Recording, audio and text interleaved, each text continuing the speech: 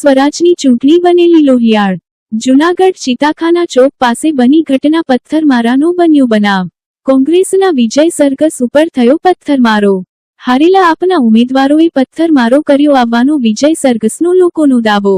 પથ્થરમારાના કાંડમાં 5 લોકો થયા ઘાયલ, જેમાં એક મહિલા પોલીસમાં ઘાયલ થયા હોવાના સમાચારો પ્રાપ્ત થયા છે। તાત્કાલિક ઘટના સ્થળે પોલીસનો કાફલો પહોંચી સમગ્ર મામલાને કાબૂમાં લીધો। हाल शांतिभर्यो माहौल। अनिच्छनीय बनाव न बने ते माटे चापटो तो बंदोबस्त राखी रही छे।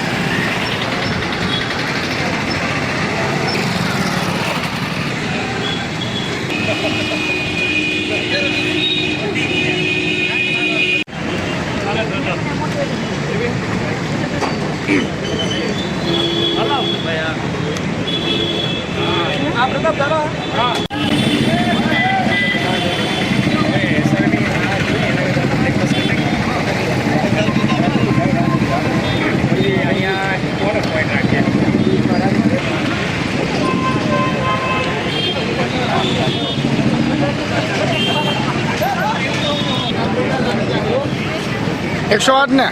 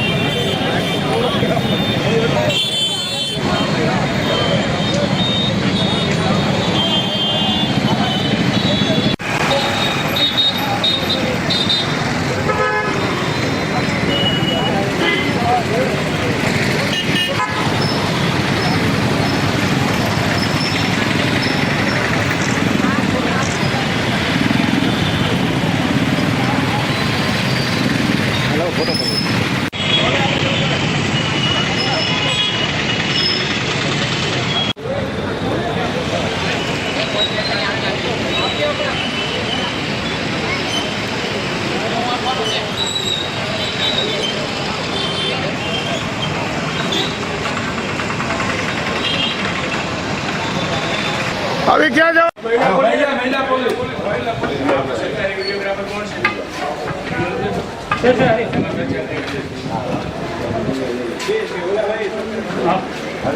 जाओ भाई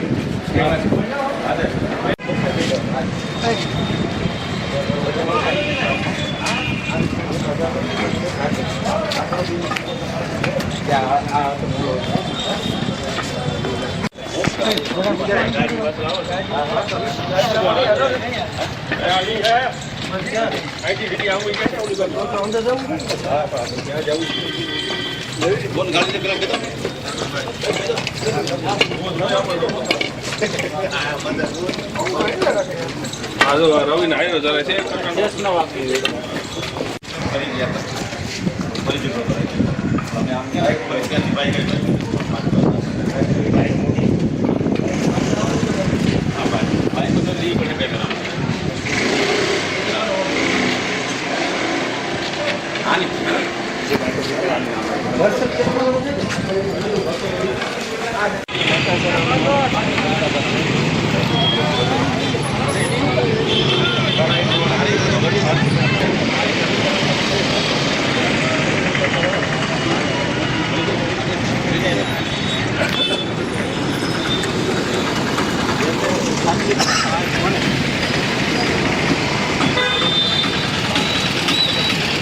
ડિપોઝિટ ગઈ ને દાદા એટલી હતી ડિપોઝિટ 3000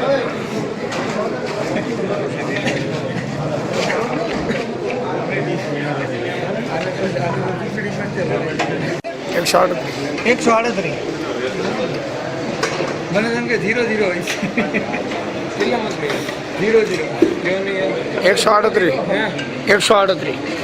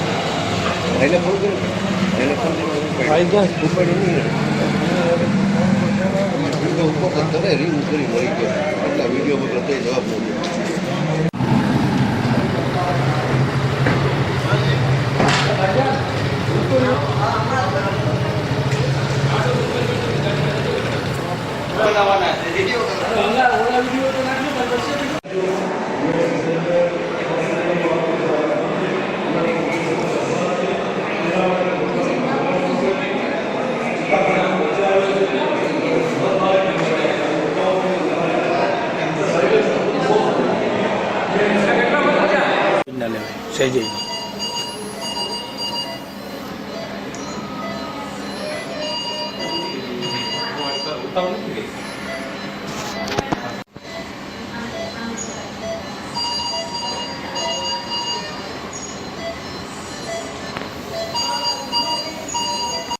આ ઘટનાના સીસીટીવી ફૂટેજ મળી ગયા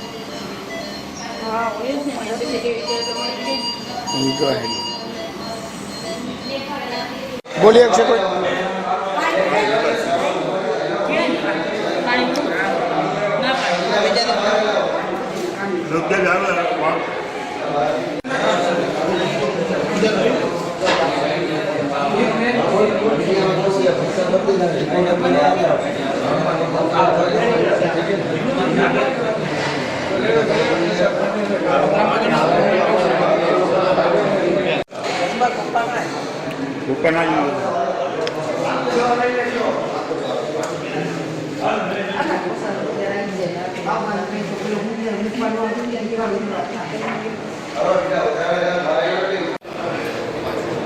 बात करने की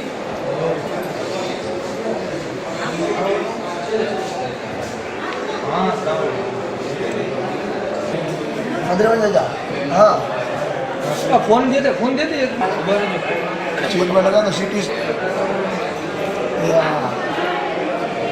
सबका नाम लिखा दो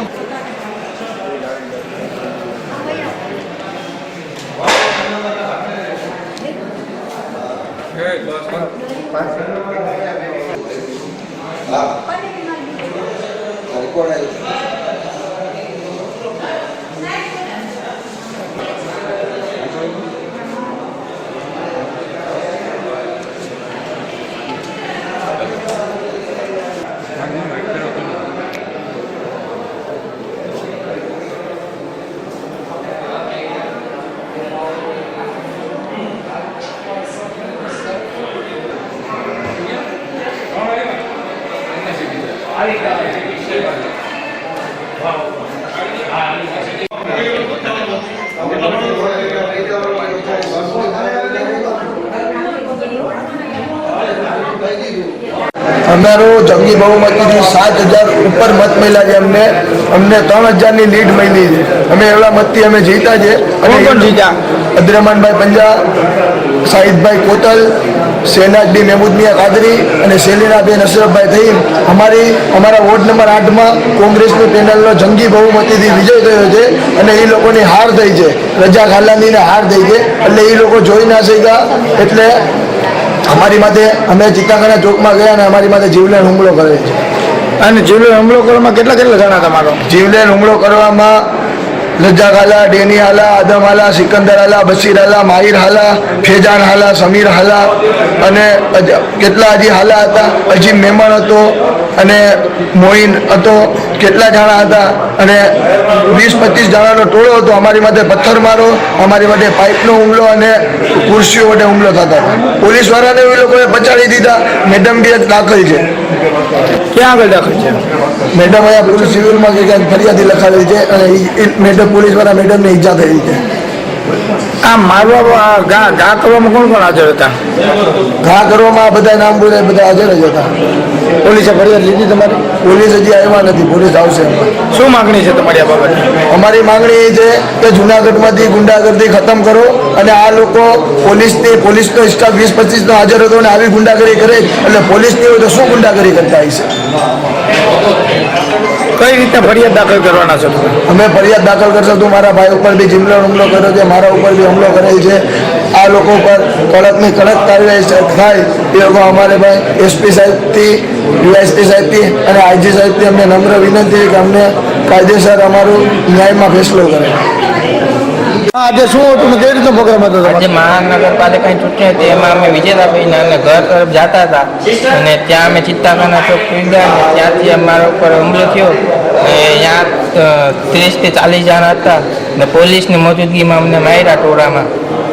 કોણે માર્યા? અમે મારા કાકાને બધાને માર્યા. કોણ કોણ મારવામાં હતું? ત્યાં રજા ખાલા અને એના બધા છોકરાને બધા હતા. આખું કુટુંબ હતું એનું. મારવાનું કારણ? મારવાનું કારણ જીત હતી. એ આર્મીની પાર્ટીમાં હતા, આમ આદમી પાર્ટીમાં. હારી ગયા જીતી ગયા? એ હારી ગયા. કોણ હતા મારો? સાહેબ એક વસ્તુ હું આપને કહું છું કે ભાઈ જુનાગઢના અંદર આજે જે કાંઈ બનાવ બન્યો છે, મને એમ હતું કે યુપી બિહારમાં જ આ બધી વસ્તુ હાલતી હતી. એમાં તો ગુજરાતના અંદર દત્ત અને દાતાની જે જમીન છે જુનાગઢની એના અંદર આ વસ્તુ બની છે. સાહેબ કૃષિ યુનિવર્સિટીથી જેવા અમે ઇલેક્ટેડ થયા એટલે અમે લોકો ડીવાયએસપી ધાંધલીયા સાહેબને યાદી આપી કે સાહેબ અમે જગમાલ ચોકથી વિજય સર્કસ કાઢવાના છીએ, પણ વિજય સર્કસ કાઢવા માટે જગમાલ ચોક જવા માટે ચિત્તાખાના ચોકથી જવું પડશે અમારે. એટલે એ ગાળાના અંદર ચિત્તાખાના ચોકના અંદર પહોંચશું એટલે કંઈ કાકરી ચાળો ન થાય એના માટે આ પોલીસ બંદોબસ્ત ગોઠવી દો.